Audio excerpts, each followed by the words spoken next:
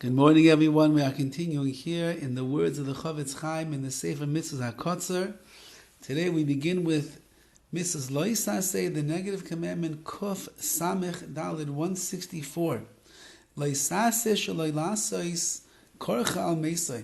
A person is not allowed to make a korcha, boldness in their head, over someone who has died, which means they cannot have a sign of mourning, where they remove the hair from their head in anguish and in pain over the fact that this person has passed away. Shenemar, as it says, "V'loisasimu korcha b'nei neichem." Do not put any boldness between your eyes, lameis, over a dead person. Do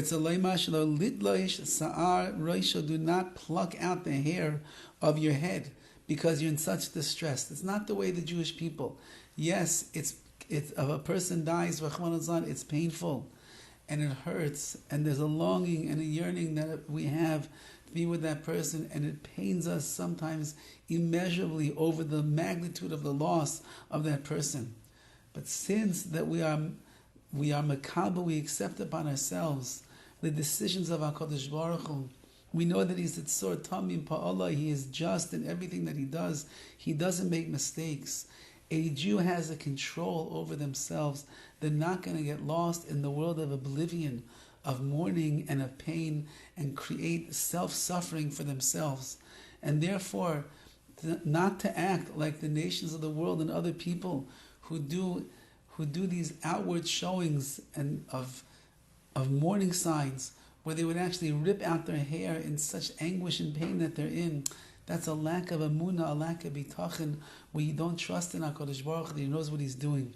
And therefore, a person who acts in such a way has transgressed a prohibition. It exists everywhere all the time, for men and for women. Next, negative commandment, Mitzvahs Loisase, Kuf Samech Hey, number 165, Shelo Lenachesh. You cannot practice types of ominous or superstitious signs. Shenemar, like it says, Lo sinachashu. It says in the Torah, do not be superstitious or do not do ominous things. Like those people who say, Nafla piti mi pi, or the person's in the middle of eating and suddenly the bread falls out of my mouth. Makli nafal miyade, or he's holding a cane in his hand and unexplainably the cane falls out of his hand. So he says, oh, that's a bad sign, and I'm superstitious.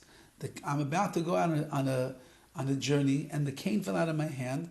Must be a sign that I should not go from here to there. I shouldn't go on the road. Who knows what kind of danger is lurking, waiting for me? Oh, yimesim leisimonim. Or if a person makes certain signs for himself. For example, im ye'erli kach v'kach. If this and this will happen to me, then I'll do such and such a thing. He makes like signs that he sees as an omen, as some kind of superstitious thing, that if it's happening to him, then he has to go and do X, Y, and Z. We don't act like that, says the Torah. If a person does things based upon his superstitious feelings, he has transgressed his prohibition. And this is something that it will exist everywhere all the time, for men and for women.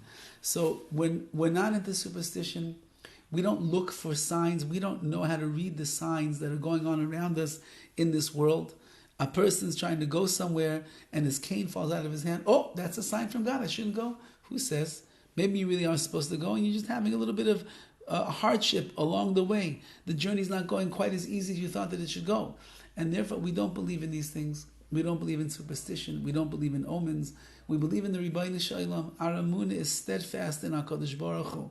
And if we're supposed to go someplace, go somewhere. If we're supposed to do something, then do something. Don't base it upon your ominous and your superstitious signs that you make. That's not the way of Klal Yisrael. It's not the way of a Yid. Have a wonderful day.